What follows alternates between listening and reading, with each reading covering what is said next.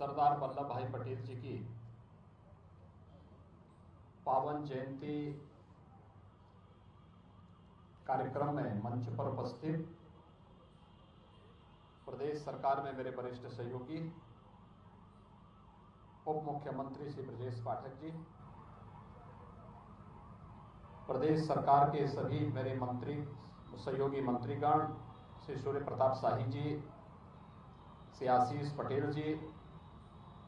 श्री कपिल देव अग्रवाल जी, श्री मुन्नूलाल कोरी जी, विधान परिषद सदस्य श्री अवनीश सिंह जी, मान्य विधायक श्री शशांक वर्मा जी, मान्य विधायक डॉक्टर नीरज बोरा जी, अध्यक्ष सरदार वल्लभ भाई पटेल स्मृति समारोह कमेटी श्रीमती राजेश्वरी देवी जी, आयोजन समिति के सभी पदाधिकारीगण और उपस्थित सभी भाइयों बहनों, आज पूरा देश लौह पुरुष सरदार वल्लभ भाई पटेल जी की 147वीं पावन जयंती के कार्यक्रम में उनका पुण्य स्मरण करते हुए उन्हें नमन कर रहा है। पूरे देश के अंदर इस अवसर पर जिन कार्यों और जिन मूल्यों के लिए सरदार वल्लभ भाई पटेल को यह देश स्मरण करता है, उस राष्ट्रीय एकता और अखंडता को बनाए रखने के लिए अपना योगदान करने वाले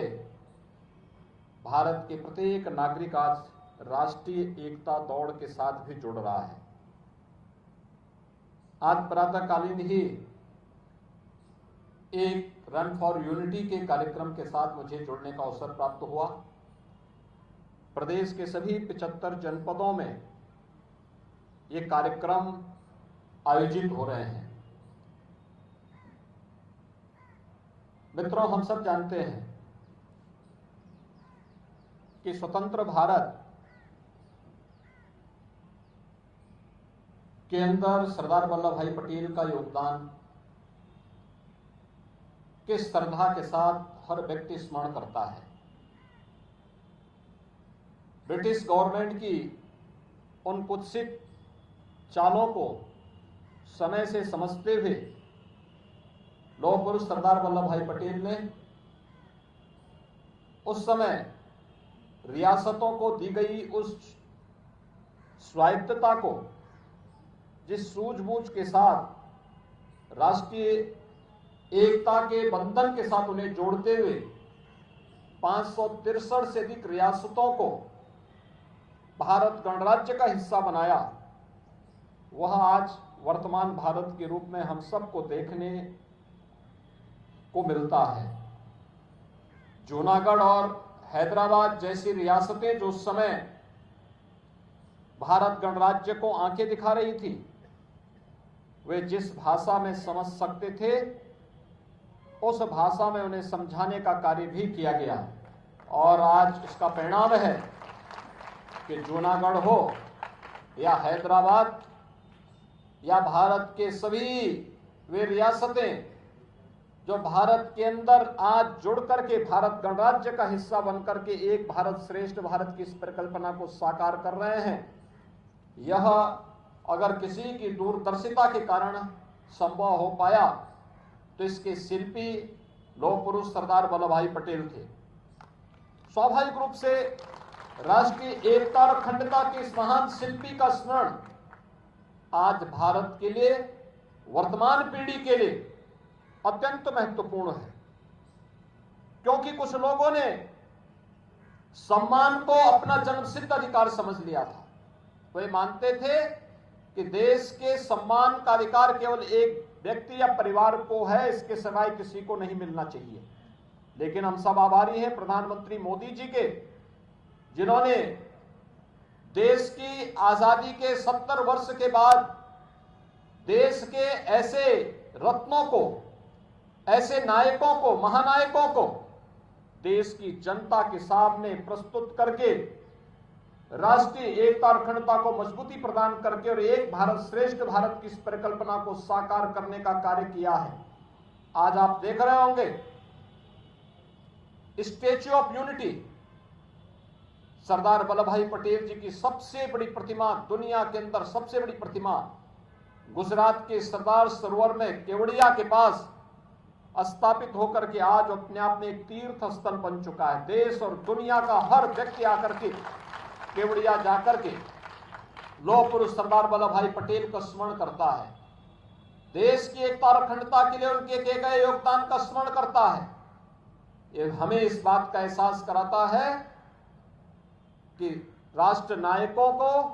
जो सम्मान मिलना चाहिए और कोई भी स्वावलंबी राष्ट्र अपने राष्ट्र नायकों को विस्मृत करके कभी आगे नहीं बढ़ सकता।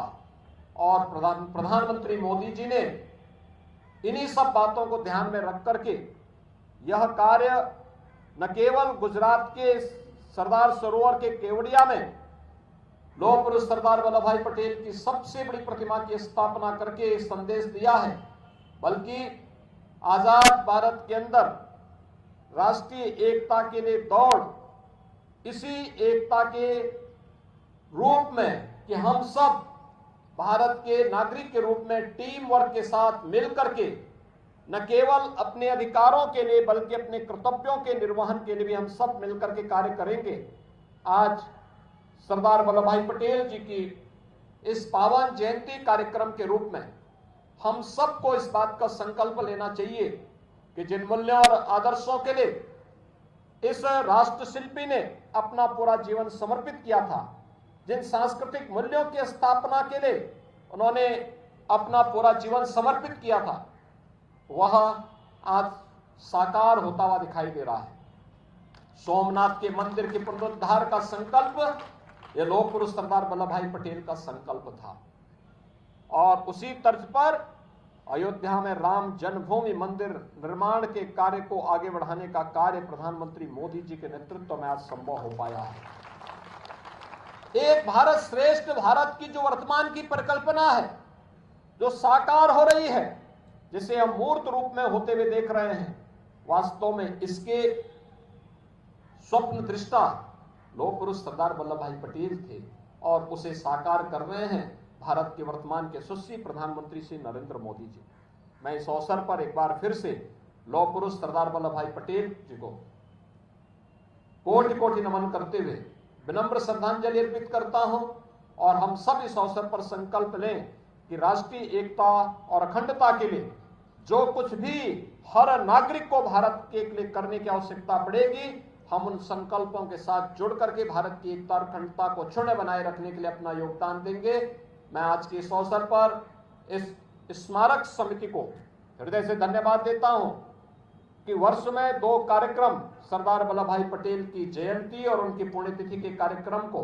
जिस उत्साह के साथ आप सभी नागरिक बंधुओं को इस आयोजन के साथ जोड़ करके यहाँ पर इस स्मारक समिति आयोजित कर रही है, इसके लिए मैं इन्हें हृदय से धन्यवाद देते हुए इस अवसर पर इस कार्यक्रम का शुरुआत करने वाले श्री राम कुमार वर्मा जिन्हें आज से 25 साल 30 साल पहले जिन कार्यक्रमों को आगे बढ़ाया था, वह कार्यक्रम आगे बढ़ रहे हैं। इस अवसर पर उन्हें भी विनम्र श्रद्धांजलि अर्पित करता हूं। धन्यवाद। जय हिंद।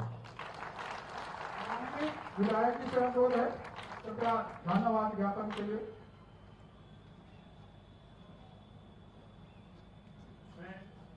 माननीय मुख्यमंत्री जी